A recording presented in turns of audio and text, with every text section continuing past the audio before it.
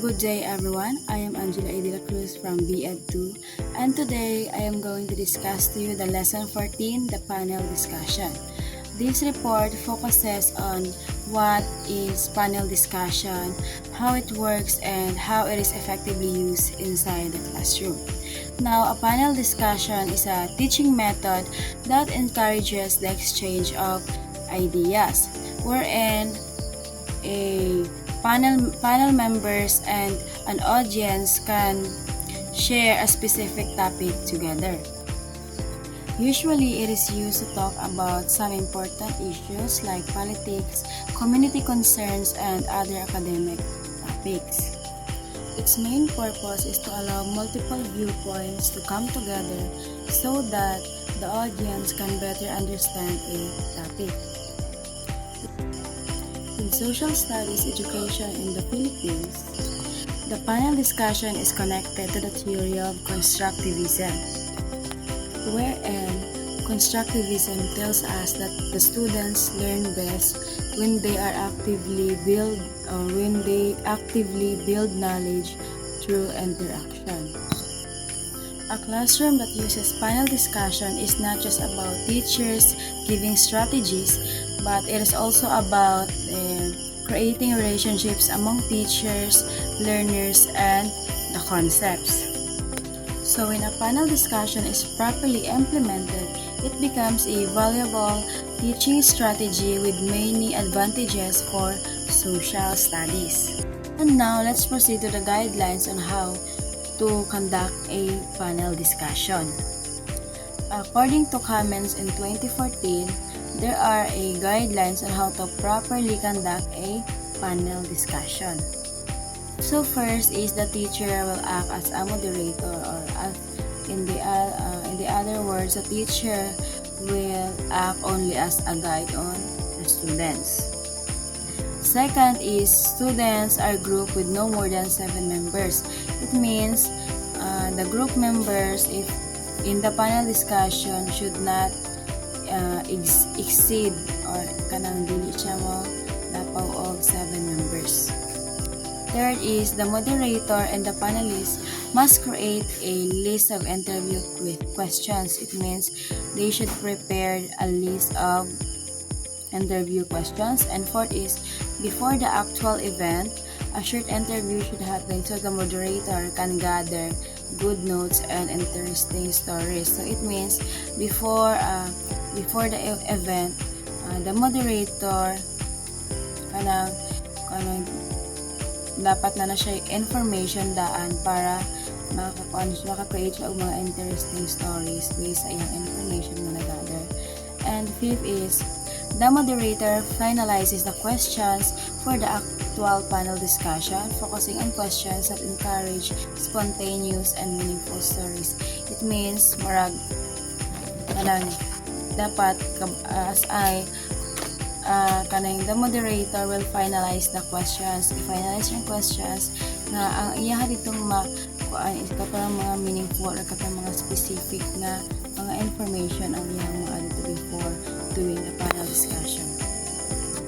Next is let's proceed to the room setups and logistics. So, in a panel discussion for a lively and effective discussion, first is do not use slides as a replacement for real discussion. Because ang uban mo is kanang marag matapala na ganila kanang kuan kanang unsalan ang tinuod nga discussion kay puros na lang pa slides or kanang PowerPoint presentation na lang kanang wala na kanang proper discussion nga gi-discuss jud sa teacher. Next is do not place a panelist behind a table. Dapat makita yun ang panelist. Third is the best arrangement is semicircle with the moderator in the middle. Of course, dapat mag-form of semicircle. Then ang moderator should be in the center para mas mag-guide niya ang mga panelists or ang mga students. And also, fourth is arrange only the exact number of chairs needed. It means para or ma-maintain ang order sa discussion is dapat pila ang kinahanglan ng mga chairs is maura po na siya ang mga chairs nga i-arrange niya daan o asa ibutang. Next is make sure the microphone system works properly. So a comfortable and well-prepared room encourages better interaction. Panel discussion, the moderator takes control because the moderator in a panel discussion plays a very important role because the moderator must first is the moderator will prevent disruptions of the discussions. Second is the moderator will introduce the panelists and the topic, and the moderator will also ask questions and call specific panelists to answer. It is also the role of the moderator to keep the discussion active by involving the audience and also by communicating questions clearly and by encouraging participation. A good moderator keeps everything smooth and organized. In panel discussion, timing is also everything. Usually in panel discussion, they allow 40 minutes for the discussion itself and 20 minutes for the audience questions.